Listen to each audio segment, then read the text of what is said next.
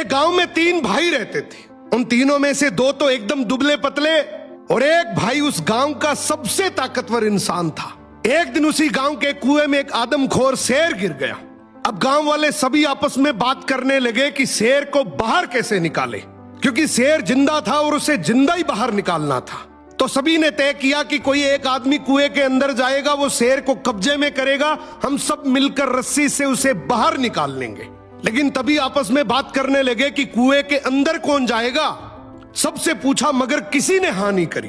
तभी उनमें से एक आदमी बोला कि इस गांव में एक ही आदमी है जो इस कुएं में जाकर शेर को बाहर निकाल सकता है, और वो है इस गांव में जो 3 भाई हैं उनमें से जो सबसे ताकतवर है, वो इस शेर को बाहर निकाल सकता है। अब गांव के सभी लोग मिलकर उसके पास गए और हाथ जोड़कर बोला कि आज इस गांव को तेरी जरूरत है। गांव किनारे कुआं है, उसमें एक आदमखोर शेर गिर गया, उसे तुझे बाहर निकालना है। तू अंदर जाएगा, हम सब मिलकर रस्सी से तुझे बाहर निकाल लेंगे। उसने बोला ठीक है, मैं गांव के भले के लिए ये जरूर करूंगा, लेकिन मेरी एक शर्त है कि जब तुम रस्सी पकड़कर मुझे कुएं में डालोगे तो आगे से रस्सी मेरे 2 भाई पकड़ेंगे। गांव वाले हंसकर बोले यार वो तो दुबले पतले हैं, उनको क्यों परेशान कर रहा है, तू टेंशन ना कर, हम सब मिलकर रस्सी पकड़ेंगे और तुझे गिरने नहीं देंगे। उसने बोला मैं कुछ नहीं जानता, मगर आगे से रस्सी मेरे 2 भाई पकड़ेंगे, पीछे से पूरा चाहे गांव पकड़ ले।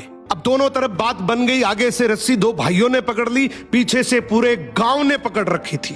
वो कुएं के अंदर गया, शेर को कब्जे में किया, लेकिन जैसे ही शेर बाहर आया, बहुत सारे लोगों की भीड़ देखकर शेर डर गया और जोर से दहाड़ मारकर शेर भागने लगा।